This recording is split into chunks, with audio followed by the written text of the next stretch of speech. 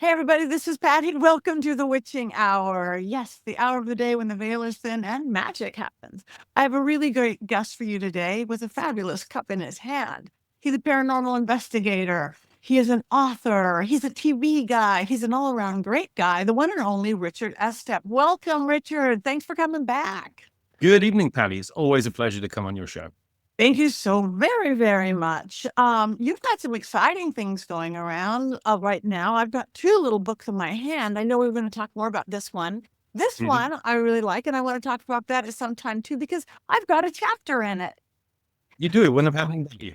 I did. And well, it would have happened just one chapter less with my Not as well. How about that? But tell everybody about this. The horrors. Oh, yes, In Search of Demons. Thank you, Rob. Oh, yeah. And here's a new one. So Horrors of Fox Hollow Farm. How did this come about? This is something, again, this is very iconic, the haunting of this. And how did you become the person to do this and become a series?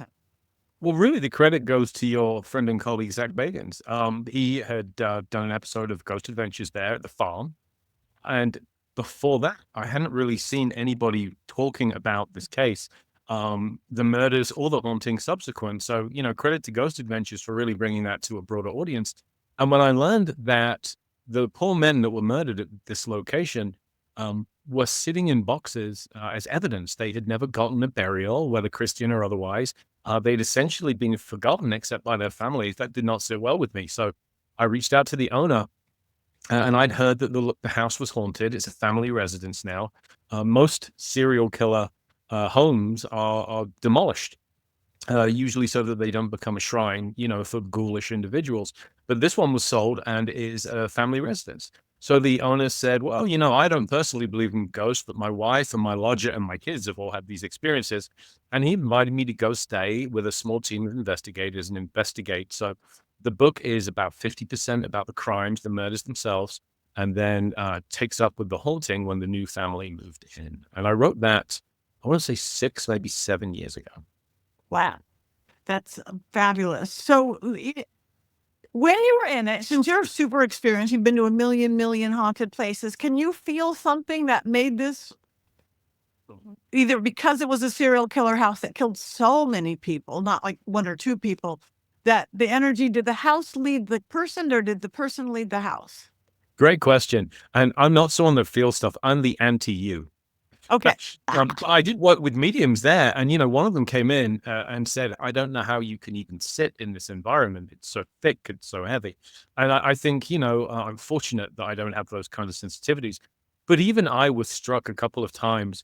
For example, most of the murders took place in or around a pool, which is in the basement of the house. And so I spent a lot of time and focus on that pool and in the basement. And I came downstairs and I just remember thinking, I turned back to look at the stairs which led up to the kitchen. And I thought 10, 12, 14 men came down those stairs and never came back up. And it hits you viscerally at those kind of moments, I don't know that that's any kind of psychic sensitivity. I think it's more of kind of the location tapping you on the shoulder and saying, hey, remember the import of this. Remember to be respectful about what happened here. And I do try and be a respectful investigator. I generally treat spirits as I would strangers, respect and courtesy, unless I'm given a very good reason not to. But there was that extra level in this particular case, because you were dealing with such tragedy. And other members of my team kind of, I think, felt the same way. The mediums that we worked with definitely did. Yeah. Definitely. Interesting. Yeah. When you get to places that are really dark like that, I'm sure, yes, you were feeling sense of place when you knew what had happened there, but you're intuitive. I know I could look at you and can tell that you are. I think you just throw everything over to that logical left brain and look at it. Oh, this is why I'm sensing that or feeling that. I get that you're very sensitive, how you're affected by senses around you, smell and taste and color and all that. I knew that you were going to say that. No, I'm I kidding. know. I know. In all I know you seriousness, I think it would be difficult to do my job as a 911 paramedic if I were as attuned to the environment as some people in our field are. I think I can only imagine, I can't speak for you, but it would be like trying to work with this constant glaring distraction. So maybe, being shut down is a default condition for people who do what I do. I don't know. Maybe, but one thing that I learned from being so little kid in grade school is I learned I have an on-off switch. Ooh. I picture an old-fashioned on and off. When it's on, that makes it that much stronger, and when it's off, I don't wanna go to the grocery store and see somebody's dead mother in the produce department. I just wanna go to the grocery store. I don't even think it's right to talk to that person. So I used to stick my fingers and my thumbs and hold it down like this. Actually, these gloves are part of that kind of weird protection thing. Yeah. So, you probably just have your off switch on. Uh-huh. Yeah. I'd never considered it in those terms. That's really interesting. I Yeah. should think about And that. again, which it makes it because in my witchcraft world, the more you separate the different worlds, this world, that world, the mundane world, the magical world, the bigger delineation you have, the stronger both are. So that's when I teach mediumship in my school. That's the first thing I teach people, how to turn it off and how to turn it Oh. on. When you get fancy, you can get a little bit of a dimmer switch. Yeah. Mm. So what was some of the best, again, since this of all the haunted places we know, this is one of the few that actually became a whole series on Hulu and that. What was some of the best evidence that you got? Did anything stand out that was like, oh my God, this is different? Yeah, there were several things. So one was that many of the murders occurred in the swimming pool. And one thing that surprised me about the episode of Ghost Adventures, and I would love if you would ask Zach next time you talk to him, but I was surprised because they're very hands-on when they do that show, Mhm. very experiential, but they didn't swim in the pool. And I didn't know why. Maybe it was because it was so cold, because it was freezing in that pool. But I wanted to get into the pool because I felt, taking that extra step as part of an investigation, not provocation, but it might stimulate matters, So I did get into the pool and was colder, I think, than I've ever been in my entire life. But the sound of a male's voice came on my recorder afterwards. None of us heard this with our own ears, and it said the word Laura, which is my wife's name. Wow. Now, yeah, I know it's very, very creepy. And we were playing the murderer, Herb Baumeister's favorite song, we were told, was Blue Bayou by Linda Ronstadt. So, you picture this atmospheric scene. There's a swimming pool. It's dark. We put out the lights. We have the place ringed with recorders and cameras. Blue Bayou is playing, and it's a very evocative song. And at the end of it, that's when we got that word. Something else I'll never forget is a tactile experience in the pump room, which basically houses the pump apparatus for the swimming pool. And supposedly was where the serial murderer had laid out the bodies of his victims before disposing of them in the woods behind the farm. And I can feel it as I tell you now, I'm reliving it. But I felt fingers caress my tricep just like that in a very, I hate to say the word like sensuous way, but it was one of the creepiest things I've ever experienced in my entire life. Wow. So those were two of the things that really stood out. The third being that we were in the woods at one of the locations in which the bodies had been fortunately chopped up, burned, and otherwise mangled. And we got the EVP. It sounded like a strangulated, almost male voice, and it said, "Get away from there." Wow. Which, somebody clearly did not want us interfering in that spot. Wow. That is spooky. And put anything in the woods, it's extra spooky to me for some reason.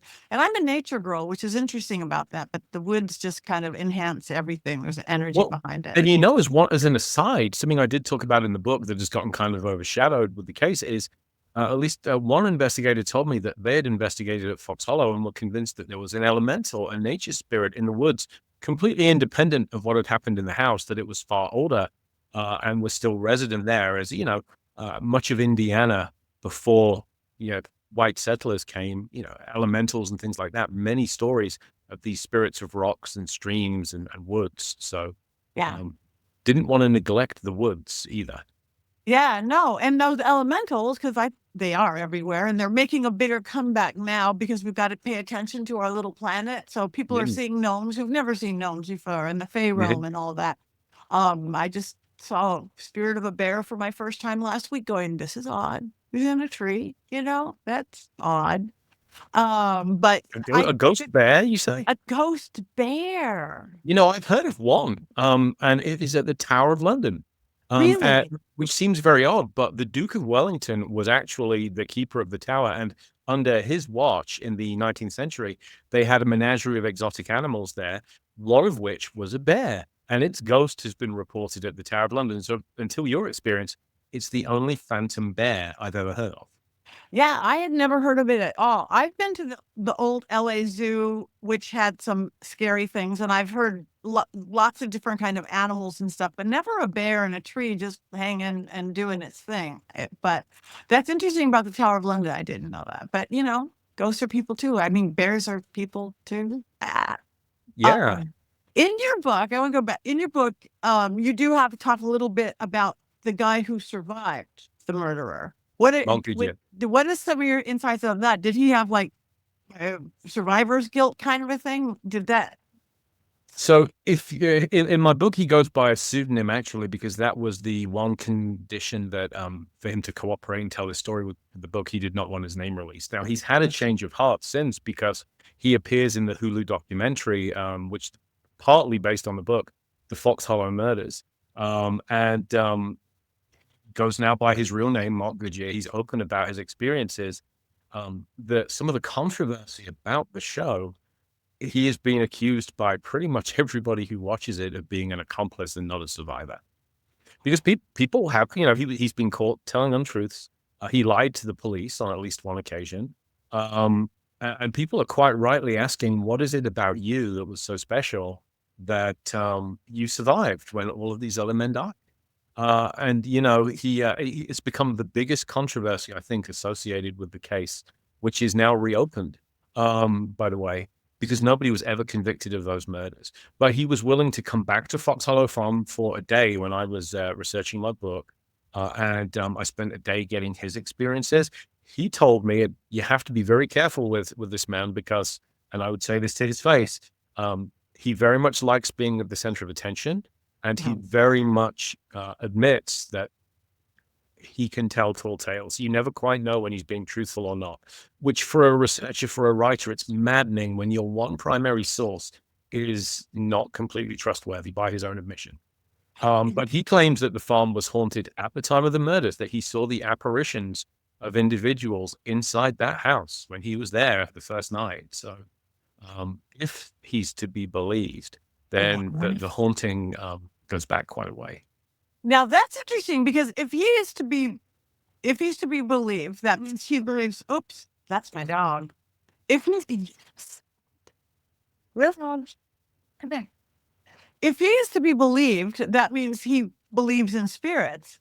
So him willing to come back, wouldn't he be afraid that some spirit would say, "Hey, you helped kill me," Yeah, you think so. And he also claimed that the ghost of the murderer has visited him at his home.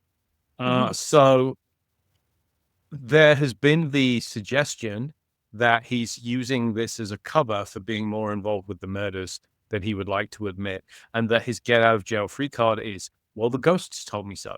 The spirits are telling me this. So that's an interesting perspective. But you raise a great point. If I had been involved with murder, I would probably not want to go back to the scene of that murder if I believed the spirits of the victims were there, because they might be able to point the finger at me. So it's, what a tangled web we weave. And as much as I would love people to read my book, I want to be very upfront about this. There are no neat answers tied up in a bow at the end of this book. Fox Hollow Farm is haunted. We undeniably had paranormal activity there. But there are no simple answers in this case, which, by the way, keeps on growing. That is amazing. And the person still lives there? The person who you worked with, the family who works there?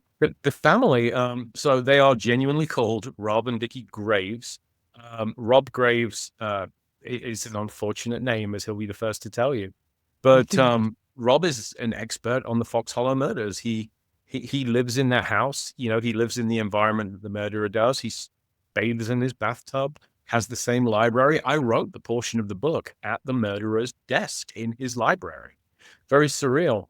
But what I like about this is the idea that you can take a place that's seen such darkness and such evil, and by turning it into a family home, yes, there have been some frightening experiences along the way, but the idea, and I'd love to get your take on this, Patti, but The idea that you can take a dark place, and if you infuse enough light into it, family Christmases and Thanksgivings and get-togethers and graduations and all that stuff, all the joy of healthy family life, do you think, erase that stain and turn a place of darkness into a place of light? That is a great question. I actually think you can, but it might take a lot of light, if that Mhm. makes sense. If it's got so many layers of darkness, evil, Mm. fear, anger, just everything that happened there, it's not like nice little whitewash of white paint. Like it would take a lot.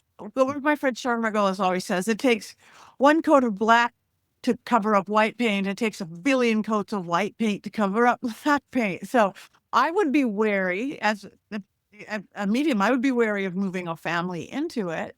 A great idea of that. I might bull myself, but I would worry about my children as in our four-legged if I had two-legged. So, but if it Mm. works for them and they knew what it was when they moved in, right? They It did. wasn't Yeah, like, and, oops. it's been over 15, closer to 20 years that they've been in there. So, the murders at Fox Hollow took place over about a 5-year period, as best we can tell. Wow. And what's interesting is that since the book was concluded, and since, things have developed a little bit, the paranormal activity is quieting down. And part of so the coroner has launched a quest to identify as many of the deceased men's remains as possible. This was the second biggest number of unidentified human remains in U.S. history, second only to the World Trade Center. We're talking about 10,000 bone fragments here. So even the complete number of victims cannot be spoken for sure.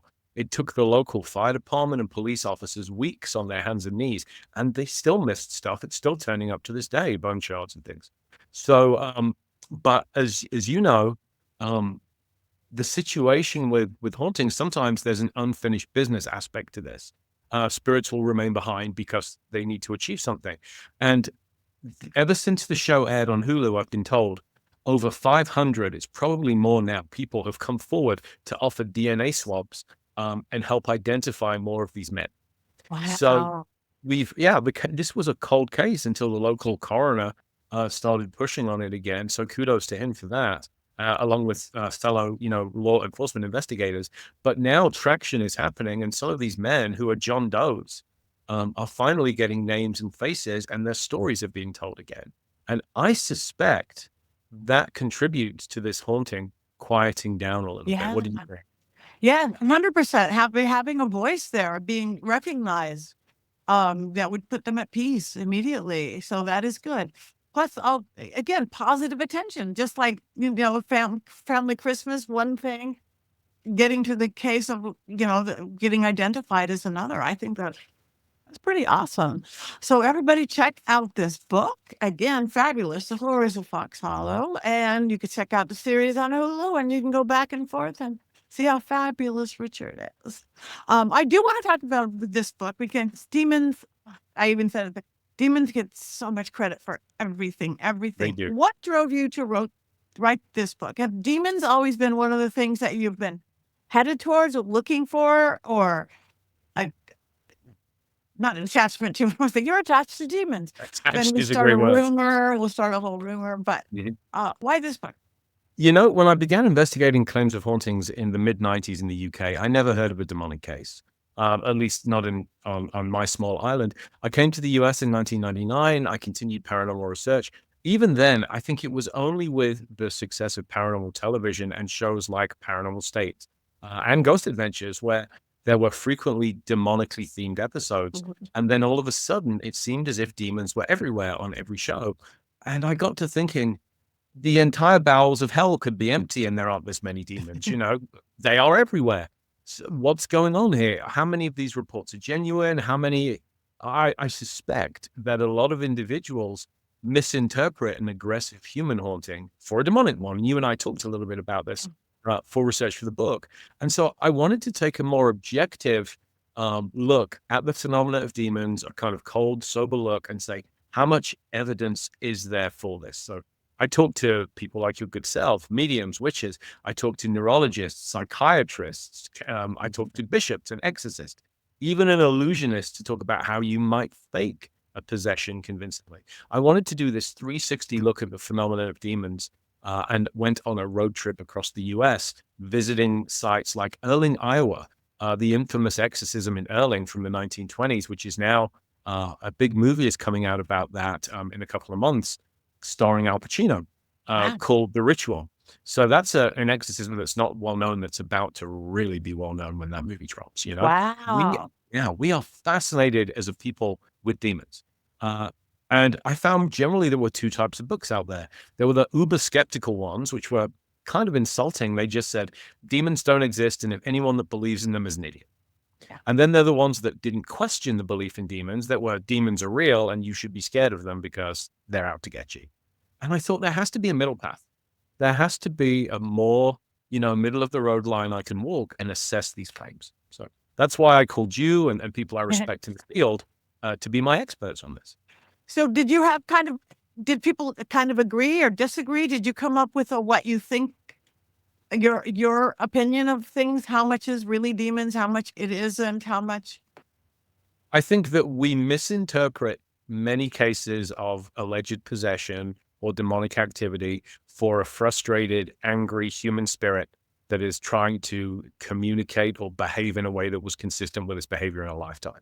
If you are someone that throws their weight around, that is belligerent, that is mean-spirited in life, you're probably going to stay that way as soon as you cross the veil, right? You're not instantly getting angel wings and a halo. So I think many of the cases people jump to, I was scratched and therefore it's demonic. Yeah. Well, you just talked about seeing a phantom bear, which means there are phantom cats, right? Right. Anyone like Yeah. you and I that own cats will tell you we get scratched all the time. All the time. Who's to say you're not dealing with a ghostly feline? Yeah. You know, I didn't come down on the side of demons are or are not real. I did not find evidence that compelled me to believe that they were. I've never seen a demon, and boy, did I look. I've never encountered one in person. But then, I've never encountered a tornado either. And I'm not going to tell you they're not real. I'm Okay. just going to tell you that I haven't found one yet. Right. Interesting. So what were some of in researching again, because you research everywhere, did you do any standout cases of, oh my gosh, this is a really big or a really scary one stand out for you, of historical cases, modern Yeah, or I old? mean, to me, the great case is the Exorcist case. And I was fortunate enough to consult with Troy Taylor, who wrote about that case extensively in his book, The Devil Came to St. Louis. We all know that the Exorcist movie and novel were based on a real case. What fascinated me about that was that the child, Ronald Hunkeler, that was possessed or allegedly possessed, was successfully exorcised over a period of quite a few weeks and went on to, if you were the Exorcist boy today, you could make a fortune in paranormal television and book deals and things like that. You would never have to work again a day in your life again. Ronnie Hunkeler, once he was exorcised, the demonic possession apparently never came back, and he spent his whole life keeping it quiet. And he went on to become a rocket scientist and engineer with NASA. He was Wow. responsible, partly anyway, for the tiles that protect the space shuttle when it re-enters the Earth's atmosphere. He was, this guy became a natural rocket scientist. And the only thing he was afraid of was not that he would be possessed again, but that his fellow scientists would find out The Exorcist was based on him. And to me, that's not the behavior of a fraud or a charlatan. That's someone who underwent a genuine experience and does not want word of it getting out there, And the church actively helped him keep quiet. His name was kept covered up. It took diligent research by several different researchers to finally uncover his name. He never traded on this. He never cashed in on it or anything. He did not like it being publicly acknowledged. So today, still, debate rages. Was this a case of genuine demonic possession, or was this a case of temporary mental illness? All I can say is something very, very strange happened to that young man, and I wouldn't bet either way. Wow, that's now that's been a while back. Has you know how technology is advancing and advancing and advancing in the paranormal field? Do you think that could lead towards or against to what it is now that everybody's got these talking gadgets and stuff? Or what I don't understand, Patti, is, when it comes to most paranormal phenomena, and right now I'm immersed in a book I'm writing about the Loch Ness Monster this week. I don't understand where the truly impressive video evidence is of these kind of things. we hear stories of possessed people breaking the laws of physics, of levitation, and things like that, but there is not one iota of truly compelling visual evidence to take us along with this, you know? And so I kind of wonder, with all of the technology, are the demons getting more shy, or are they not there in the first place, you know? I will say this also, though. One of the aspects that it's impossible to not talk about is mental health, you know, which is Oh yeah. probably the most important issue facing us as a people, as a species right now. And I think that some people are labeled possessed when they should be receiving mental health care. But Yes. by the same token, how many people um, really are just dismissed as having mental health issues when maybe there is the possibility of possession? That door should swing both ways, right? If you do believe in demons, and you're going to write some of those cases off as being mental health related, well, how many mental health cases are in fact the opposite? Yeah, I agree 100%. I mean, I see people on the street. There's a lot of homeless around here, and you're going, Yeah. yes, I understand there's schizophrenia, this and that, but there's something more there. Mm. So I think one can cause the other, and the other can cause one. The demonic can cause mental illness, and mental illness can open you up to demons. Because to me, that's when the darkness comes in. It's when there is severe addiction or when there is severe mental imbalance is when you could Mhm. really not be able to control something dark or demonic that's really coming in. That it And renders then, you more vulnerable. yeah, definitely more vulnerable on it. So, it's just amazing to me that the whole what is it, what isn't it? But now I think if you're, and I'm going to talk about the Loch Ness monster, but they're not seeing people breaking the laws of physics, walking upside down on a thing. But I have haunted dolls. People see my haunted doll face move. I mean, it isn't really moving because it's porcelain. It's 100-year-old porcelain. But three people in a row will say, she's angry, angry, angry. The next day, she's happy, Mhm. happy, happy.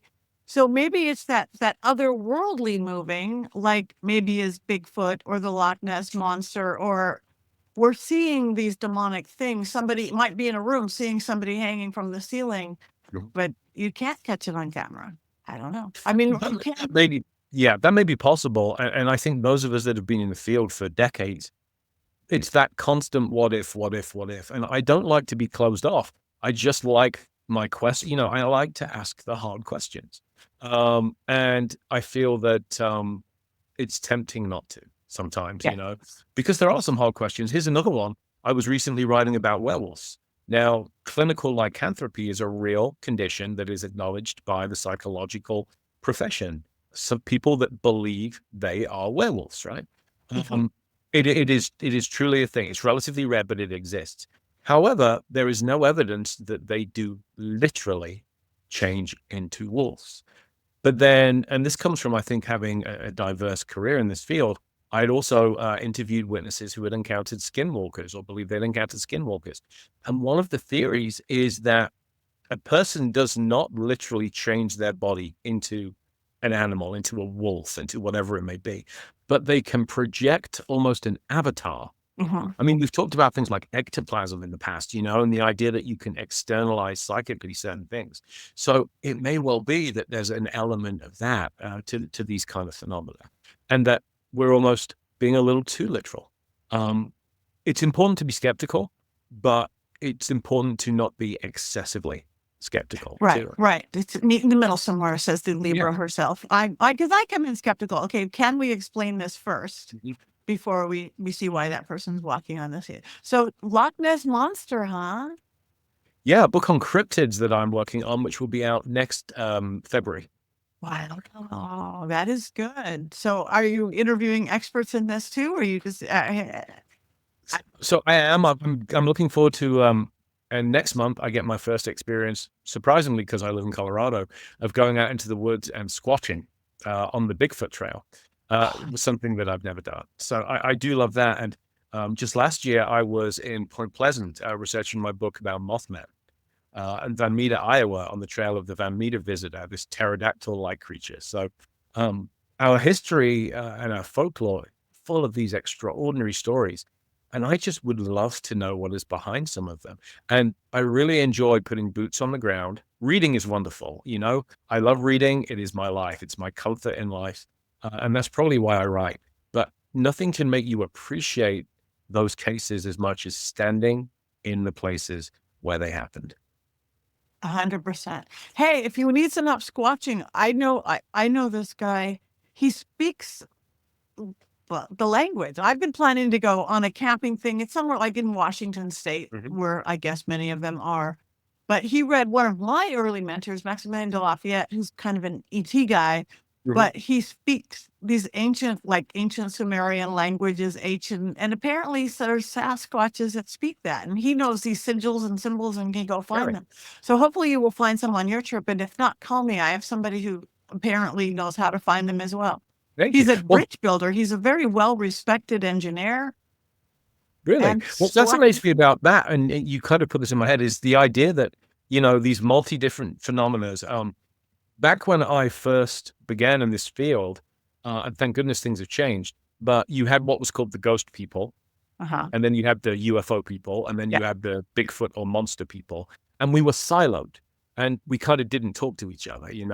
I'll keep my ghosts, and you keep your Bigfoot. And now we've all started realizing, hey, there's a whole lot of interest and fun, and we talk, and we realize we have more in common with these phenomena. So you see locations that are said to be haunted, which are UFO hotspots. And Yeah. you have Bigfoot sightings. This link between Bigfoot and UFO sightings is a thing as well. So, I'd love to get your thoughts on that, because is this really one big mystery that, it's an umbrella term, and you have ghosts here and hauntings, poltergeists, but then you have gnomes and you have Sasquatch and stuff. Are we looking at spokes that all come from a common hub? I think what it is, I think, yes, I don't know they're all 100% real, but I think there's our little world, our three-dimensional, gravity-ridden, nothing solid, seventh grade science, our Mhm. world of three-dimensional life. And then there's the veil, what I call the veil, and mediums, whatever names you want. And on the other side is the everything else. And that Mm. can be that's where the aliens are, or the ghosts are, or the angels are, and the demons are, and the fairies are. And there's certain places that veil is extra, extra thin.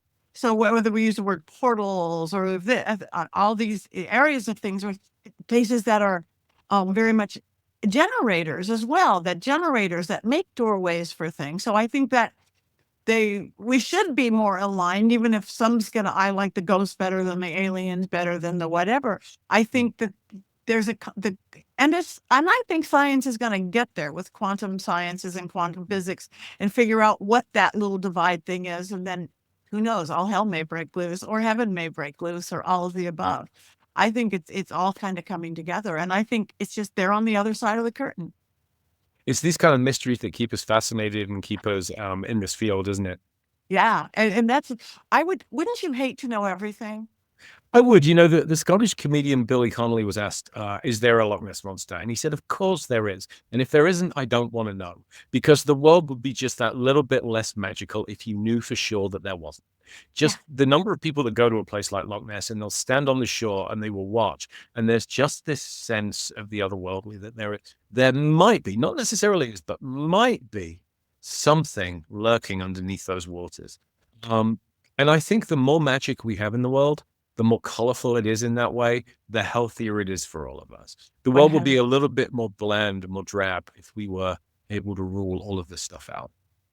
I agree 100%. We need magic in this world. I wouldn't want to live in a world without magic and the No. mystery and the unknown, and how boring would it be if this Yes. is it? If this is it. And I think more and more people are, again, whatever TV comes and goes and all that, but people are more and more interested, because I do believe that veil is thinning as we enter that age of Aquarius. More and more unexplainable, that used to be unexplainable stuff is happening.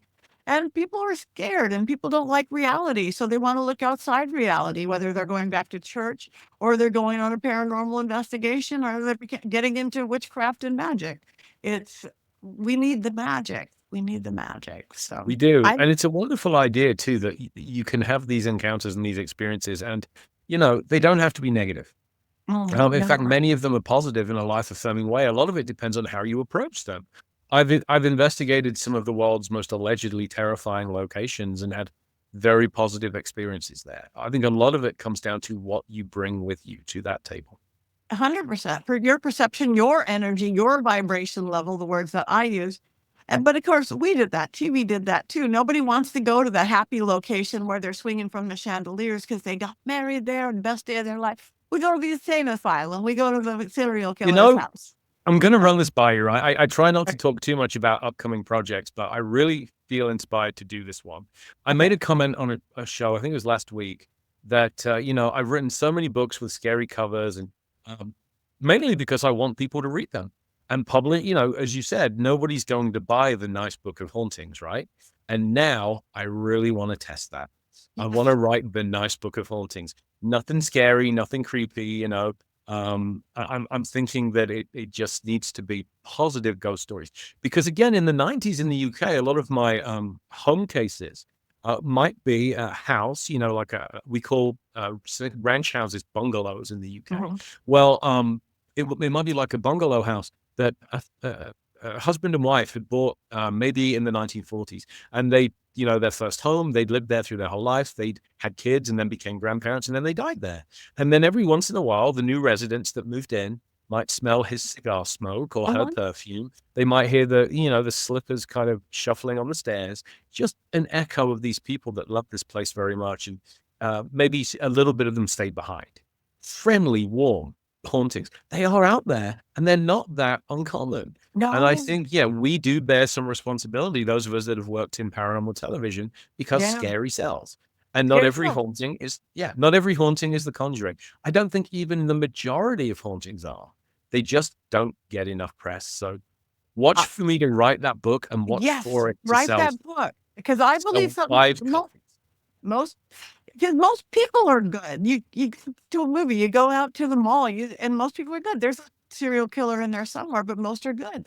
I think I have a good ghost that lives in our house. She's French. She's an artist. She came with a house. She's fabulous. She's very protective. She likes French men when they come over. She's very opinionated, and she's a great ghost. So yes, write that book. I'll be the first to buy it. Excellent. That's 1 copy sold. Okay, 1 copy. It's worth it. So anyway, before we go, tell everybody where they can find you, where they can follow you, where they can get all these, because you have many more than this, where they can get all your fabulous books. I do. I have 44 books, I believe it is. You can find me online at richardestep.net. My social media, you can find me on X or Instagram or even TikTok now, shockingly. Richard Estep author. So come see me, come say hi, drop me a line. A lot of events you'll catch me at this year. This coming weekend, I will be in Iowa at Malvern Manor, supporting Johnny Hauser, formerly of the Villisca Axe Murder House, helping him out a little bit. And then I will be moving to an old haunted mortuary next week for a future research project. So, Oh, that sounds fun. Mm. Yay. Well, I wish you the best. Thank you again. You are such an amazing guest. People are going to love you. Anything you want to say before we go? It's my pleasure to be here. I appreciate everybody that is looking in and listening. Life is tough. Be as kind as you can. Be as forgiving as you can. Words of wisdom indeed. Thank you for bringing your magic to the witching hour. Thank you.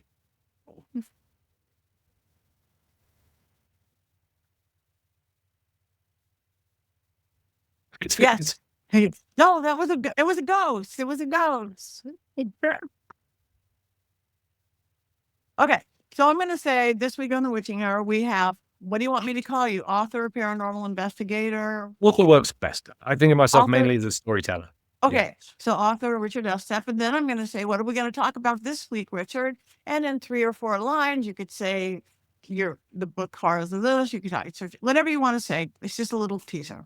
You know how to do this. Yeah, sounds good. Okay, thank you. That was great. So I enjoyed it. Hey everybody, welcome to the Witching Hour. We have a fabulous guest for you this week. He's an author. You know him, you love him, I love him. Richard Estep. What are we going to talk about this week, Richard? Well, Patti, we are going to talk about my 2 books, The Horrors of Fox Hollow Farm and the Hulu miniseries associated with it, and In Search of Demons. You don't want to miss it. See you on the Witching Hour.